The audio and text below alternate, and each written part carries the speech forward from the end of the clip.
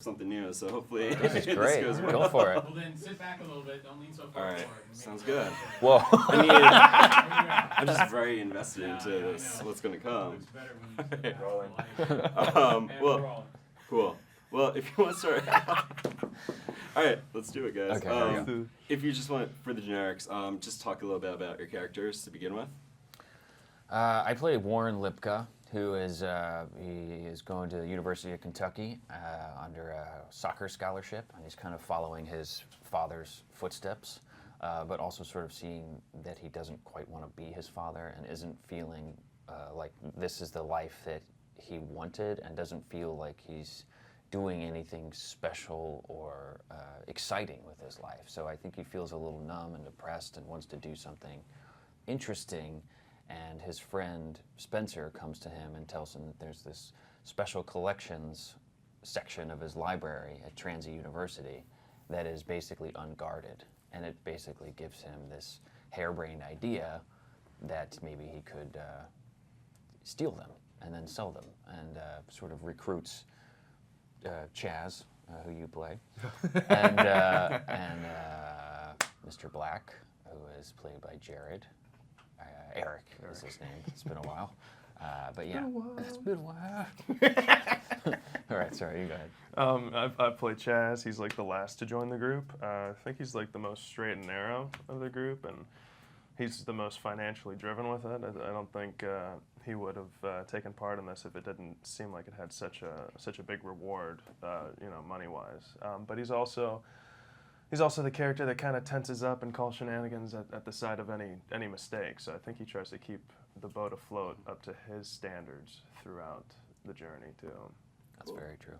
And then can you talk a little bit about Well done. working with Bart Layden, how that was like, as him as a director, this being his first true narrative film? Bart always had his little canteen of tea every day, and he was very prepared, and that was really refreshing. We got to rehearse. He wanted us to live in a house together when we first got there, which was great, so we could bond and become real friends and hang out by the fire. And it was really an incredible experience working with him.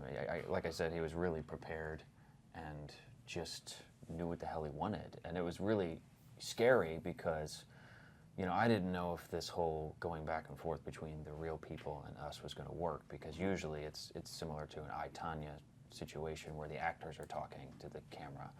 But this is sort of breaking the fourth wall in a way. And when I explained it to people, I didn't think it was going to work based off their reactions.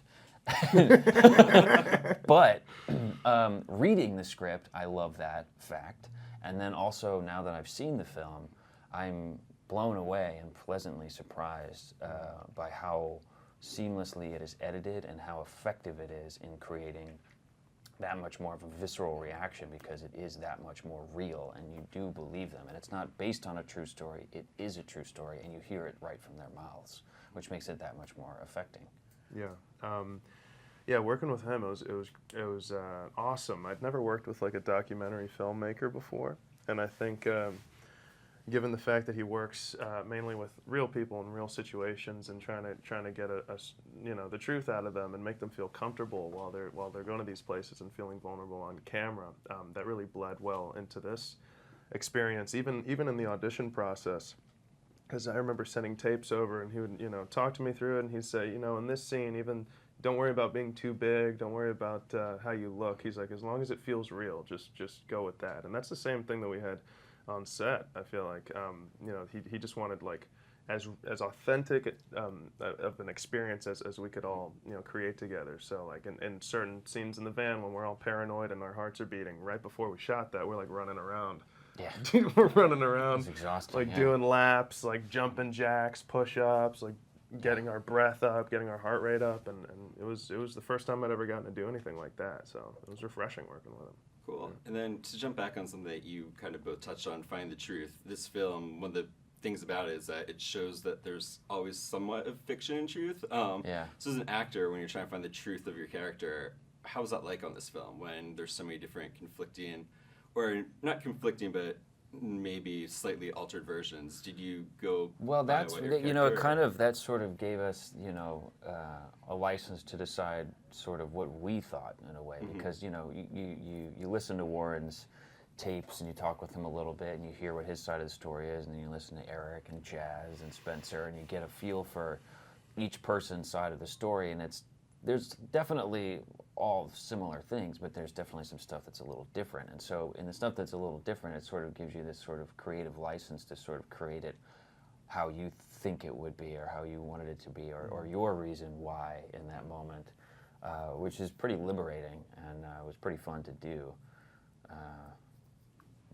Yeah, I think that's also something that happens a lot in life too, which gave us the merit to kind of like go our own way and find our own characters. Because there's times that it didn't really faze me that much seeing that in the movie or like reading it in the script, because there's time I have like a group of friends that I've been friends with since I was like 9 years old. Nice. There's so many things that we all have conflicting memories on, and I'm like, are you kidding me? I was like, I remember specifically that you said this, and they're like, I didn't say that. Shut up. So I'm like, Yeah. so it kind of rings true to just a young mind, and especially when it's going all over the place with a situation like this, like such a wild thing these guys were dealing with. It's a no-brainer that some of them are gonna maybe just view things differently because they were the hamster on the wheel and their mind was just running so fast. Cool. And then what was it like reading the script? Because watching the movie, the one thought I had the whole time is, how the hell are they getting away with this, or even pulling it off? When you were reading it, what were your initial thoughts? How it was going to go? And Yeah, I think that's exactly what I wanted to know. What was going to happen, how it all panned out, and obviously when the heist takes place, I mean, I was on the edge of my seat, reading as fast as I could to figure out what happened, and maybe even skipping ahead a little bit to actually see what happened. But yeah, it is a tense movie, and there's a lot of ups and downs, and there's a lot of you're oddly rooting for them to do it and to sort of get away with it because they want it so much, and you sort of empathize with them, and you go, yeah, man, I mean, if I could do it without anybody getting hurt, like, yeah, I mean, I would try to do that too. That sounds great. I'd love to retire on a catamaran and Bali. Like Tim Robbins at the end of Shawshank Redemption. Yeah, exactly. I think that's a line. Wasn't that a line? Maybe it got cut. It probably got cut. But, damn it, it's a good line. Yeah. No, but I agree. I mean, just to touch back on what you were saying, when you start reading the script, I had the same like thought, like what's going to happen. Yeah. But that's exactly what these guys are thinking in the movie. It's like, so you're kind of entering, as an audience viewer, you're like on the same wavelength as these guys. So as you're going, you're kind of going, you get like the same heart rate in a way, watching it and us being in it, I feel like. Cool. And then in the film, you watch all these heist movies to prepare for this heist. I imagine you had to watch some leading up to the film yourself to kind of... Yeah, I watched all the Ocean's films, and then The Sting. And then I watched a couple other ones. I watched Fight Club and One Flew Over the Cuckoo's Nest, which are not heist movies, but there's sort of, there's that brotherly camaraderie and being a rebel in Fight Club, and then also in One Flew Over the Cuckoo's Nest for sure. So yeah, those were really fun movies to sort of try to live in for this movie. Yeah. I was looking back at like some movies, like we were saying earlier, like Heat or Dog Day Afternoon or like Reservoir Dogs, and the points where you see the clips of like right after the heist they tried to pull off and everything's going awry, which is interesting. But for me, I didn't feel like my character, he comes in last and he's like financially driven at the moment. So I don't think he was worried about like, oh, let me do all my research. I think he was just worried about, all right, let's get in, out, quickest way possible, and yeah, let's make sure this all goes afloat. And also, he's a getaway driver, so I was just going up and down my street in my '07 Corolla and just peeling out, bothering all the neighbors, just peeling out. That's sweet. That sounds fun. So it's your fantasy heist league then, from all these movies, if you had to combine characters together for the getaway driver, is it someone from... It would be like my go-to, our go-to like, is it like team. Bullet, or is it... Oh my god. Oh man. Maybe Drive. I mean, there's a getaway driver. You seen Drive? Yeah, I was gonna say Gosling. Yeah. I was gonna say he's that a killer too. driver in yeah, that movie. Like great. I feel so safe. I mean, they'd probably pull it off if that character was That's driving true. and stuff. That's absolutely true. Yeah. You and your minivan. Yeah, that's true. God damn it. It had shocks though, so. Yeah, I felt him. Yeah. And then the tagline of the film is "Nobody wants to be ordinary," and that's kind of the central theme that makes the film so relatable to people. So, just want to ask about that, if there's anything you could speak to in terms of.